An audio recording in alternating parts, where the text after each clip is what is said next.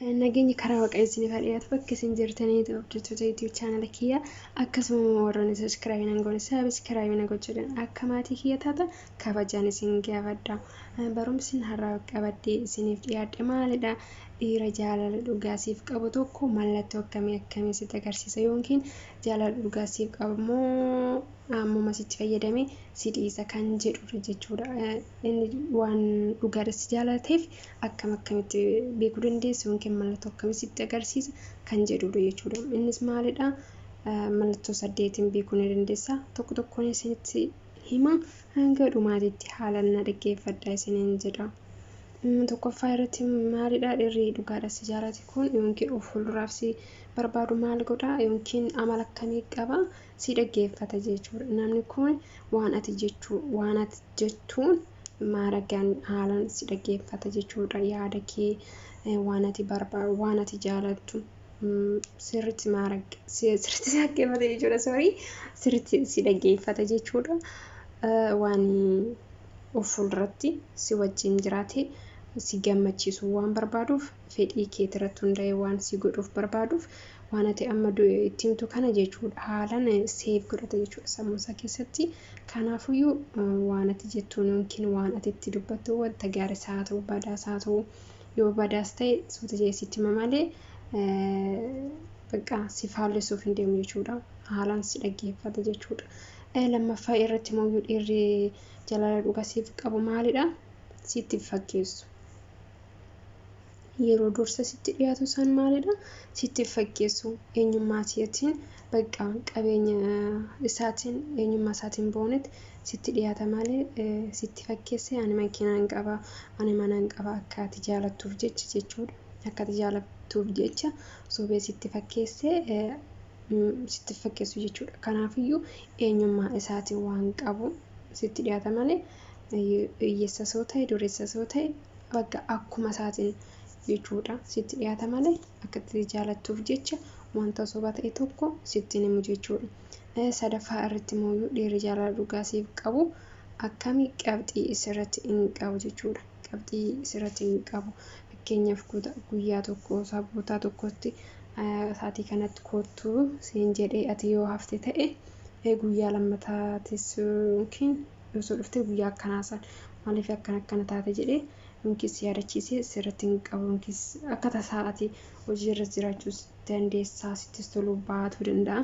Silkisoo jalaa kaasuu baate jechuudha. Guyyaa akkanaa tokko guyyaa lama haqa sirratti hin lakkaa'u jechuudha. Badii keetiif sirratti hin lakkaa'u waan jaalala dhugaa siif qabuuf bakka waan ati jettuun ishee jedheef si fudhata jechuudha. Kanaaf qabxii sirratti hin qabu jechuudha namni kun. Arfaffaa irratti immoo kan argamu dhiirri jaalala dhugaa siif qabu maalidha? Siif kabaja jechuudha. Namni kun si kabaja jechuudha. Fakkeenyaaf yookiin yeroo hundaayyuu dursa siif kenna jechuudha. Yeroo dubbattu ta'uu danda'a. Bakka yookaan immoo mana nyaataa tokko yoo dhaqxanii yeroo taa'uuf deemtanii waa barii ofiisaatii osoo hin taa'in dursa si teessisa jechuudha.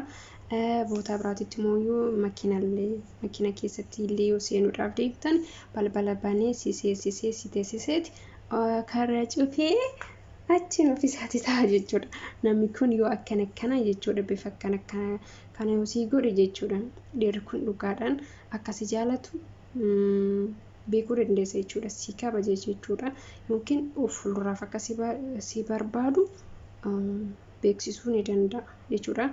Shanaffaa irratti immoo dhiirri jaalala dhugaa siif qabu yookiin of fuulduraaf si barbaadu haala kamiin sitti hima jechuudha. Jaalala akka dhuguma si jaalatu yookiin akka of fuulduraaf jaalallee isaa taatu haala kamiin sitti himaa kan jedhudha jechuudha. Haala kamiin sitti himaa yookiin habaaboo si kennuudhaan ta'uu danda'a yookiin immoo miseejii si barreessuudhaan ta'uu danda'a yookaan immoo silkii bilbiluudhaan sitti himuu ni danda'a.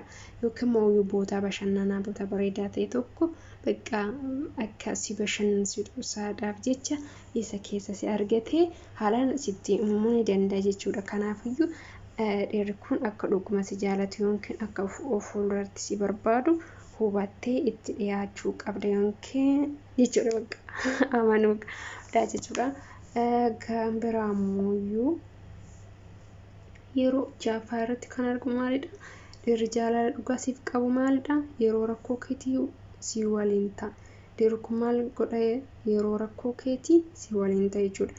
Rakkoo xiqqoo si haa mudatu, rakkoon guddaanis si haa mudatu, rakkoodha waan ta'eef rakkoon kee mooyyuu rakkoo isaa waan ta'eef bakka si waliin ta'a jechuudha. Si waliin rakkataa yookaan rakkoo san furmaata siisuudha jechuudha. Si jajjabeessa jechuudha.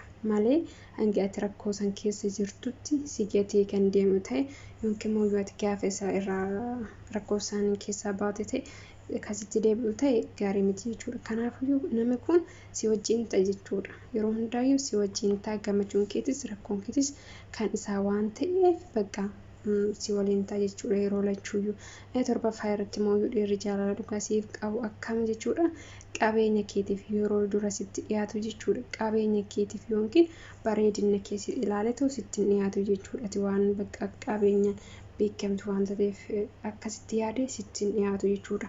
Amala keetiin ta'uu danda'a, yaada ati bakka ibsachuu irratti ta'uu danda'a malee eenyummaa keetiin sitti dhiyaatu danda'a malee waan ati qabeenya qabduuf waan ati bareedduu taate sitti dhiyaatu kana amanteetu atis itti dhiyaachuu qabda malee ani waan hin qabeenya qabuuf natti dhiyaate jettee hin yaadin jechuudha. Namni kun waan ati amala gaarii yaada gaarii qabaatteef sitti dhiyaate jaalala isaa si ibsuuf danda'e malee waan ati jechuudha bakka. Inni dhumaayyuu maalidha? Dhiirri jaalala dhugaa siif qabu maali? Siif amanama jechuudha. Namni kun maalidha? Siif amanama. Si malee nama biraatiin jaalatamuus jaalachuus hin barbaadu. Bakka yeroo hundaa suma malee wanti isaa bakka wanti hundi isaa si bichaadha malee nama biraatiif jaalachuu hin barbaadus jaalatamuus hin barbaadu jechuudha. Kanaaf ati hubattee wajjin ta'uu hin dandeessa jechuudha. Barumsi irraa qabadde isiniif dhiyaadde kana fakkaataa. Yoo isinis tole like, comment, share, subscribe gochuu irraanfatina isiniin jedha. Okay, barumsa hanga ammaa isin barsiise ta'ee kanarratti ta'ee yaada qabdan kutaa kanatti sirreessiree kan jettan illee yoo jiraate naaf ibsaa isiniin jedha. Gorsas ta'ee bakka naaf ibsaa yookaan immoo wantaan ani hojjechuu yani wantaan ani isiniif hojjechuu barbaadu wantaan ani isiniif hojjedhu yoo barbaaddan gaafii yoo qabaattan jalatti naa barreessa jechuudha. Kana bichaa miti barumsa adda addaatis isiniif ibsa jeetan karoora qabadheen jira. Haga barumsa biraatiin walitti deebi'utti nagaatti naaf turaa isiniin jedha.